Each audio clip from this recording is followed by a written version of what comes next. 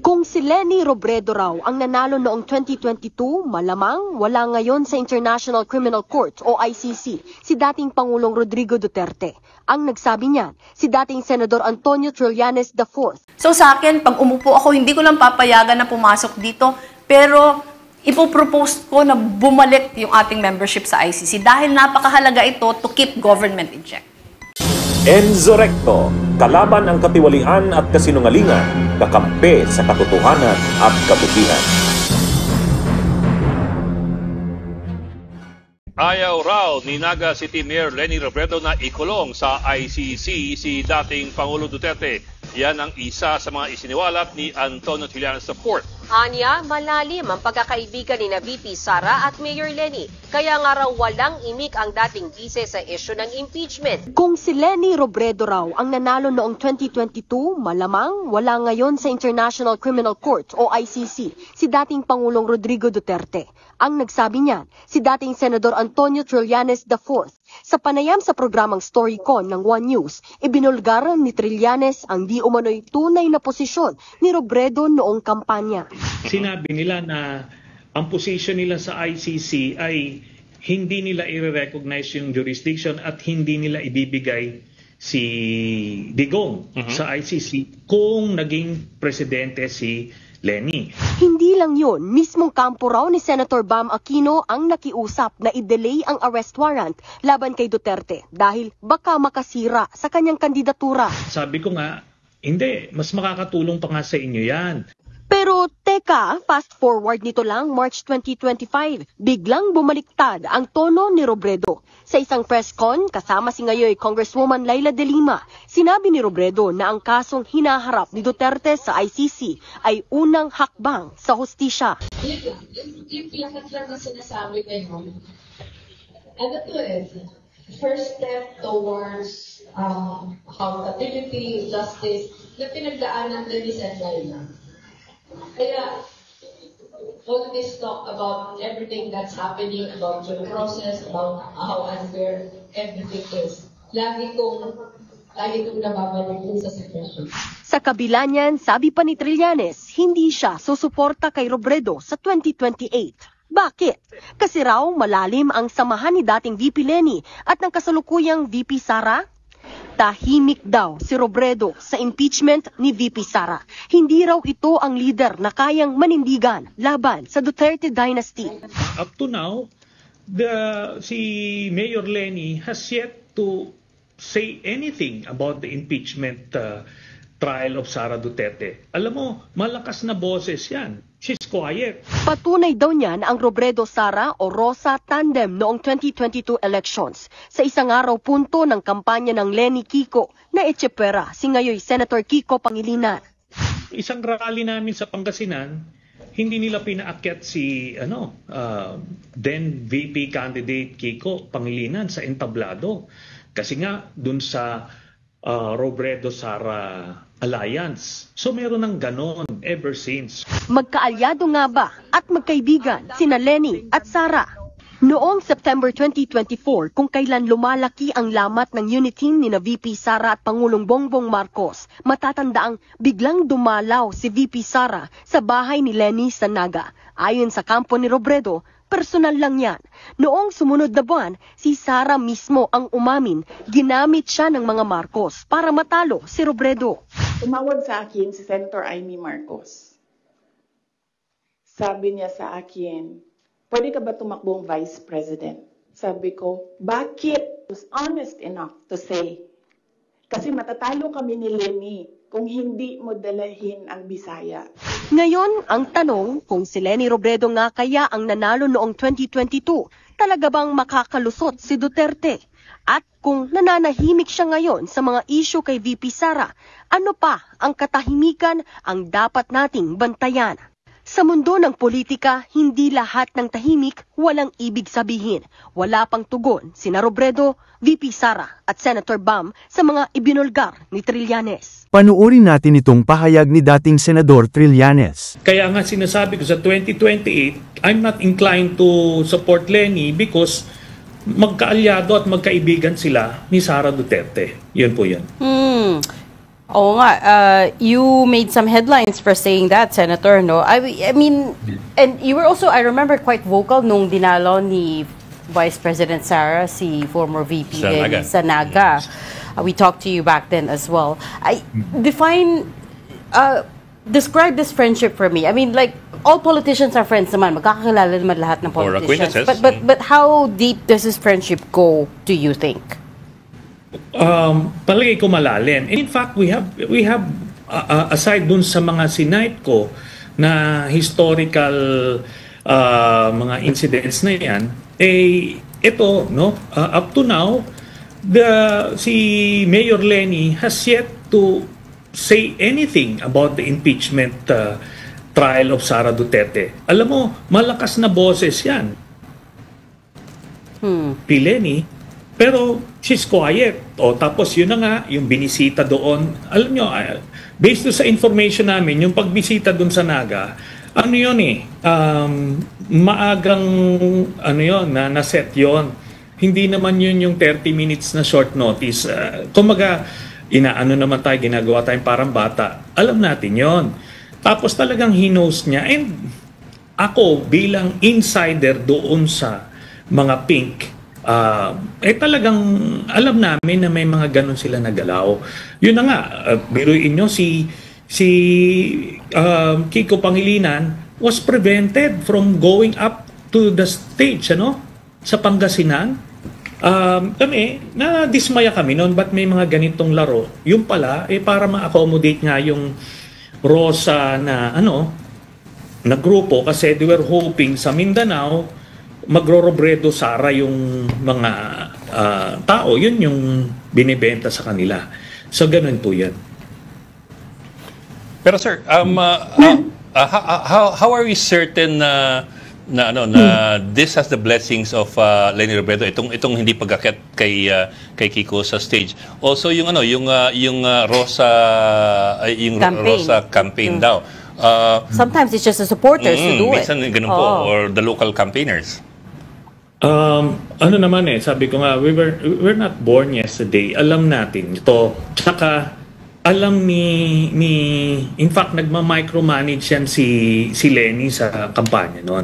She will just feign ignorance para may deniability. Kaya ko nga sinight yung ginawa dun sa mga leftists noon na ang ni-name drop, ako ang may ayaw. Pero hiningi niya yon. Sinabi niya yun sa akin na ako yung gagamitin niya. So kumbaga meron siyang ganong mga taktika para makuha niya yung mga kumaga best of so many worlds, kumaga.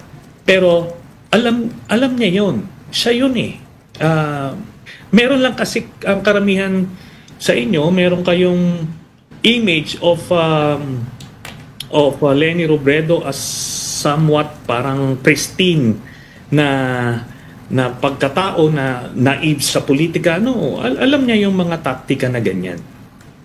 That, by the way, that doesn't make her a bad person. Ang sinasabi ko lang, meron siyang mga ganong laro. Alam niya yung mga ganyang laro ng politika. Nagsalita si Attorney Barry Gutierrez, dating tagapagsalita ni Leni Robredo, ay kumwestiyon sa pahayag na magkaibigan daw sina Robredo at pangalawang Pangulo Sara Duterte. Aniya, ilang beses inatake ni VP Sara si Robredo noong siya pa ang vice-presidente. Panuorin natin ito. I have the utmost respect for Senator Trillanes, and I don't disagree that 2028 should already be on the horizon of any serious opposition effort to actually field a strong candidate in 2028. In fact, I think one of the lessons of 2022 was we should prepare early. That was really one of the takeaways from that experience. So talking about it, talking about 2028 this early, I think is not out of the question. I actually think it's a good conversation to have. The earlier the better. But it's a different matter what you are actually talking about. Well, yes. Okay. What is if they are friends? What is the impact? I mean, what is the relevance?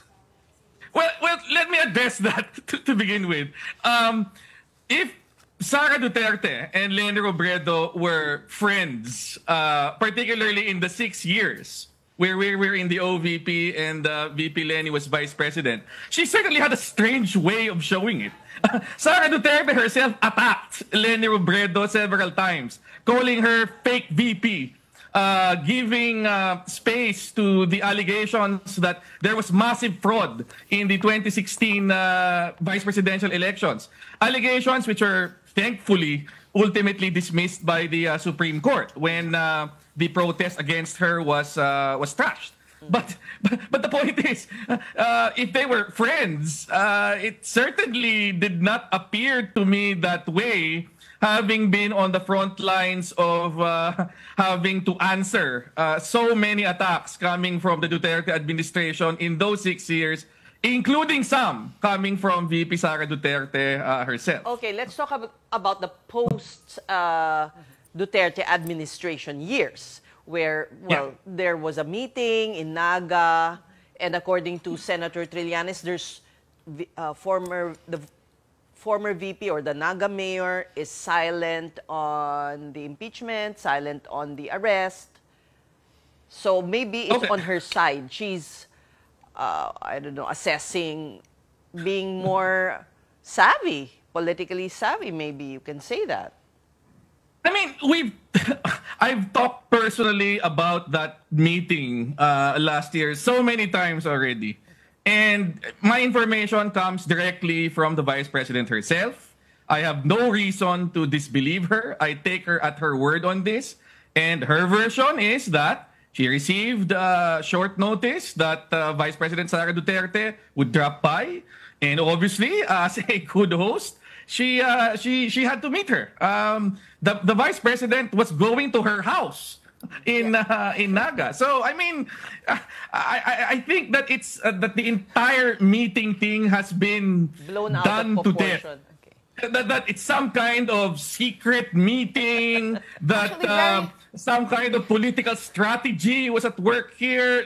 No, it was a visit. If anything, it was probably VP Sara Duterte who was banking on the buzz that the visit would generate. And, you know, if that was her intention, she certainly got her money's worth. Okay, well, Noon pa naman ay nasagot na ni former VP at ngayoy alkalde ng Naga City Leni Robredo ang agam-agam at paratang ni Trillanes kaugnay sa usapin na kapag si Leni ang mananalo na presidente ay hindi umano isusuko si Digong sa ICC. Sa panayam naman ni Boy Abunda bago ang 2022 election ay nagpahayag itong si Leni kaugnay sa ICC. Panuorin natin ang sagot ni Leni. March 19, 2018, President Duterte withdrew the Philippines of the Rome Statute. When the withdrawal took effect, March 17 ito, 2019, ang Pilipinas po ay hindi na naging miyembro ng International Criminal Court. Ang withdrawal, nangyari po ito matapos i-anunsyo ng then ICC prosecutor Fatou Bensouda ang pagbubukas ng preliminary examination sa Pilipinas with respect to the alleged crimes against humanity na nagaganap sa bansa dahil sa war on drugs. The President threatened to arrest the ICC prosecutor if she conducts activities here in the Philippines because we are no longer an ICC member and the ICC has no right to do any investigating. On November 10, 2021, the Philippine government requested a deferral of the ICC's investigation under the principle of complementarity, claiming that the country had begun its own investigation. Buhay ang ating justice system, in other words. The current ICC prosecutor, Karim Khan, in a document dated November 18, sinabi niya that they will temporarily suspend its investigation into the Philippines as it assesses the scope and effect of the government's request for deferral that cited the investigations being done by the Department of Justice. Human rights and victim advocacy groups are urging the ICC to proceed with the investigation to not further delay the justice for the victims. VP Leni, in 60 seconds, hypothetical ang aking tanong. Presidente ka ng Pilipinas, sumulat ang ICC prosecutor na si Karim Khan at nagre-request na siya at ang kanyang team ay pumunta dito sa Pilipinas para umpisahan na ang preliminary investigation sa di umano'y mga krimen laban sa sangkatauhan na may kinalaman sa war on drugs ni President Duterte. Ano po ang inyong gagawin? Papayagan niyo po ba ang team nila na pumunta dito sa Pilipinas? Oo, hindi, at bakit? Papayagan ko. Magiging very open, magiging very transparent. Kung wala naman tinatago, hindi tayo kailangan matakot. Hustisya yung pinakabuod nito. Pero dapat balikan natin. In the first place, bakit tayo nag-member ng ICC? Ang ICC is a safety net. Sa mga gobyernong nag-a-abuse ng human rights ng kanilang mga tao, sa mga gobyerno nagko-commit ng very high crimes, mga diplomats natin, mga Pilipino, bahagi nung pag-draft, nung pagbuo ng ICC dahil nakita natin na ito ay representative ng values natin bilang mga Pilipino na pinahahalagahan natin yung human rights. So sa akin, pag umupo ako, hindi ko lang papayagan na pumasok dito, pero ipopropose ko na bumalik yung ating membership sa ICC dahil napakahalaga ito to keep government in check. Bunyog, bunyog, halikan na kasama ka. Bunyog, kapag buklod ay may pag-asa. Luzon, Visayas, Mindanao, isa ang pananaw. Sa bagong Pilipinas ang bunyog isisigaw. Bunyog,